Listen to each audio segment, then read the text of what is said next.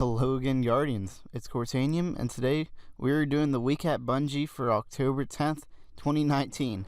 And this week at Bungie, the hunt is on. Heroic nightmare hunts went live this week. Guardians must confront familiar foes from their past, along with powerful champions who will become more challenging over the next few weeks as additional difficulties unlock.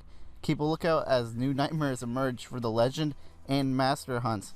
And so the next two difficulties coming along with Nightmare Hunts are going to be Legend and Master. We've already had Hero difficulty unlocked this week, and now those are the next two difficulties we're getting. That wasn't the only event that started up this week. The Vex didn't take too kindly to us venturing into the Black Garden. They have begun their own invasion and can be found mobilizing on the moon. Fight off the Vex in our new 6-player activity, the Vex Offensive. It's available now for all Season Pass owners, and for all you new light people that don't know what the Vex Offensive is, it's basically like a menagerie, but you only fight one boss. You may fight 2 rounds of ads and then one boss, and that's the entire activity. So in case you want to buy the Season Pass just to play the activity, I mean, it's up to you. It's $10 for the Season Pass if you really deem it worth it at all. You guys can get it. Too heavy. Earlier this week we issued a server-side change to reduce the amount of heavy ammo spawning in Crucible. This change affected Control, Clash, and Supremacy. We also had heavy ammo changes planned for 3v3 survival in a future update. You can read the full details here, and I'll just summarize those details for you, Guardian. It means that they're just changing the times of heavy ammo spawning in, and so instead of spawning in 30 seconds into the match, it's going to spawn in 60 seconds in the match, and so on.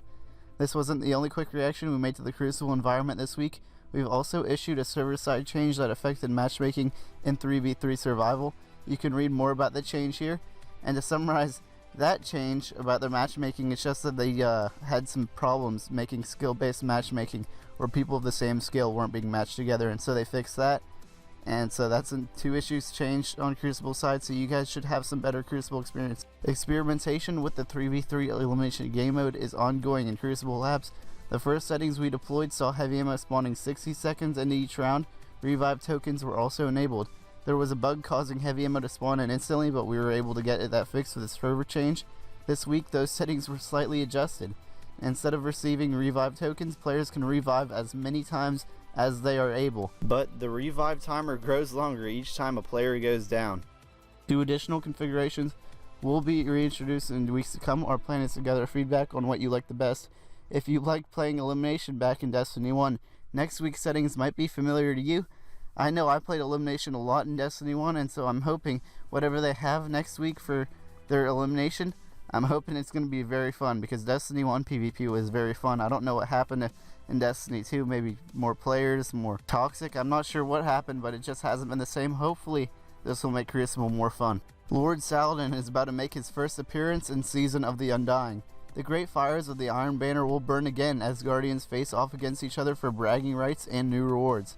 The Iron Banner and Valor bonus, and so you guys will get a 2 times Valor bonus when you play the Iron Banner. So that's awesome. This starts 10 a.m.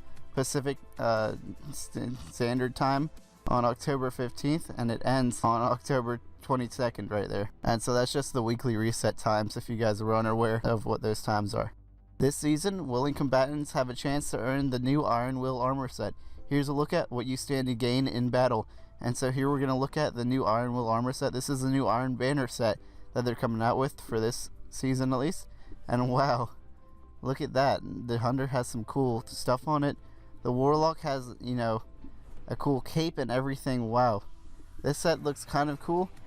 I think I like the Japanese, set from, I don't know, like a couple months ago the best. But this one certainly has its armor set that looks kind of cool.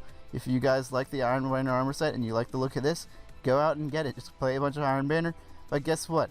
There's a new way you're actually going to be getting this armor set. There is a new seasonal pursuit which must be completed prior to being able to turn in tokens to purchase packages from Lord Saladin. And so this pursuit is a character based and rewards the new Season 8 armor set. Each step of the pursuit awards Iron Banner armor, weapons, or armor.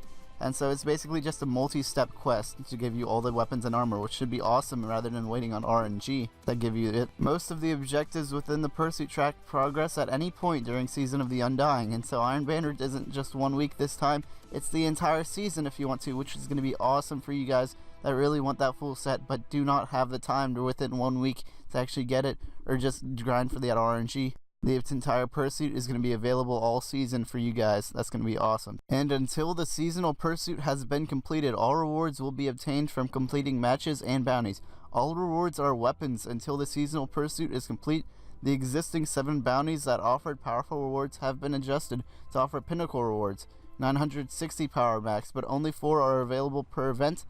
And so every time Iron Banner comes around this season, you guys get access to 4 powerful rewards. That's awesome. We are tracking a bug in which the 4 bounties offered as Pinnacle Rewards rotate each day, allowing more than 4 to be completed during a single event. And so that's server side. They're probably going to have that fixed by the time they roll out Iron Banner, but it's basically saying that they have a bug that gives them more powerful gear than they expect them to. And so Bungie's just testing that server side. They should fix it on their own, but by the time our Iron Banner rolls around with the weekly reset on Tuesday. Because Iron Banner has its own version of control, the heavy ammo spawning changes we made early this week will not be reflected in this Iron Banner. We are planning to make this change in a future update before the next event. Now go control those zones, Guardians. First to finish. Last Saturday, the race began to complete Garden of Salvation, the newest Destiny 2 raid. As is tradition, players prepared the best they could and waited at the starting line to see if they could rise above the rest and finish first. We watched as the fire teams fought their way through that mysterious black garden. Reaching the final boss was only beginning, as several teams all stacked up and began to try to put the pieces together and be the first team to take it down. In the end, Clan Ascend emerged victorious, finishing an astonishing 2 minutes before the second team. We asked them to share a bit about their experience, and I would go over this, but I don't think you guys would be that interested in just me reading a Q&A between a clan and Bungie. And so you guys, I put the link down in the description if you're actually interested in reading what questions Bungie has asked this clan and how they responded. If you guys are interested in Clan Ascend at all, it's one of the newer clans I've seen actually take down the raid as the world's first. Usually it's between Dado and Glad, but this time Underdog actually won, so good for them. You guys can read more down in the description below. And now, the last thing I want to go over with you Guardians is actually a bug. Players may encounter crashes in GoFannon Forge. And so this is the only reason I bring this up is because this actually has happened to me, and this will happen to you Guardians if you were playing during New Light. Now just carefully watch the background here. As you can see, I'm playing the normal GoFannon Forge, but as soon as I complete the second round, I've sunk at least 10 minutes into the Forge so far, and it just suddenly crashes. The boss has spawned in, and somehow Bungie has messed this up. They've included a bug, some graphical overload in the boss spawning in, and that causes my Xbox, my entire Xbox, not just the game, to totally just freeze out.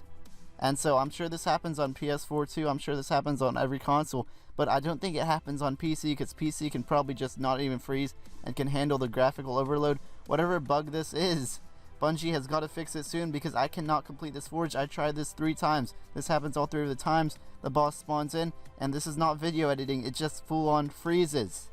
And so this bug needs to be addressed. I usually don't address bugs like this, but this is seriously game breaking. It crashed my Xbox. It crashes your PS4. I mean, Bungie goes over a bunch of UI bugs every single week. I disregard those because you guys most of us don't even notice UI bugs. But this is gameplay breaking. This breaks the game. And so hopefully Bungie fixes it soon. And we've gone over Iron Banner changes. We've gone over pretty much everything going on at this week of Bungie. And so thank you Guardians for watching. I'll see you guys in the next one.